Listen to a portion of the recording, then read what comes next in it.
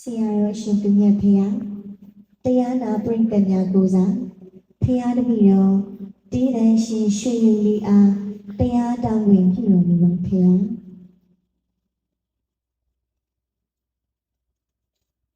တာဂရသာသနာအမတရမရတနဝရစာဥတရိတဝဘဝတိတုဣတတံဓမ္မရတနံပန္တိနေလုံးကျော်ပြည်လုံးကျော်နေလုံးပေါ်တကယ်လို့ရွှေဖုံးတော်အထီးကရတွေ့ပါနဲ့ဓမ္မကတိကရှင်မြတ်ဖေဟာ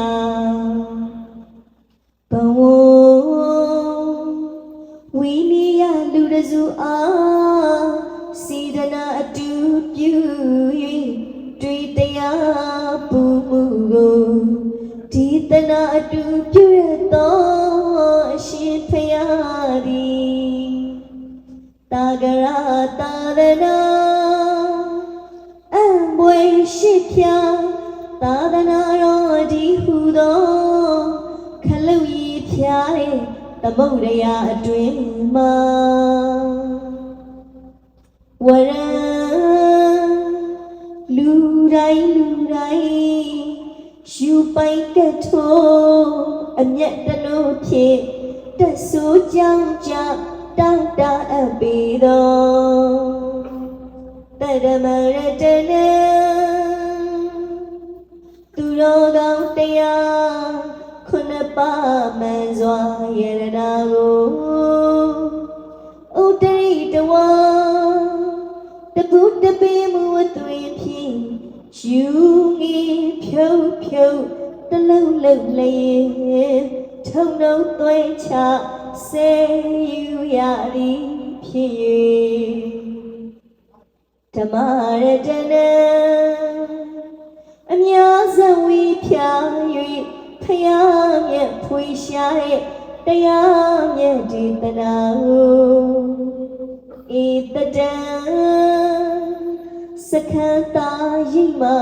အပန်းစိတ်သာစွာမိအတူဖြင့်စီဘူး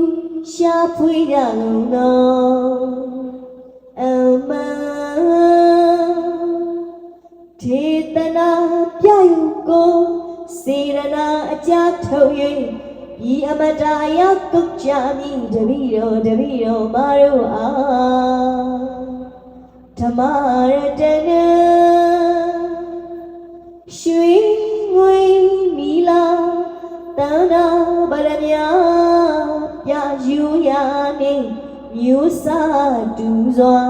တရားမြဲရတနာကိုဒီတူတမှုရရအလေးတရားလူဘဝရွေရှာရအောင်လို့အတွေ့အကြမနေစလျက်ဟောပြတော်မူပါကတိကတော်ဘယင်အထီးကရပေါ်လွင်ပါတဲ့ဓမ္မကတိကအကျိုးဆရာတော်သခင်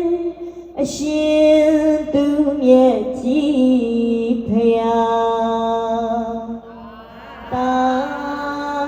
ဓုသာ